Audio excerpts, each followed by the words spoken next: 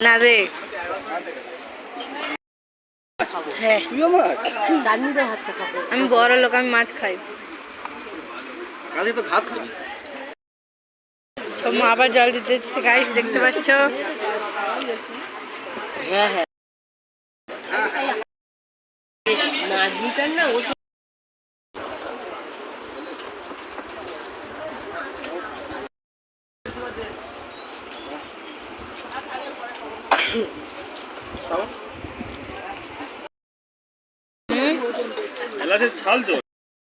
খেয়ে দিয়ে আমরা বাড়ি চলে এসেছি।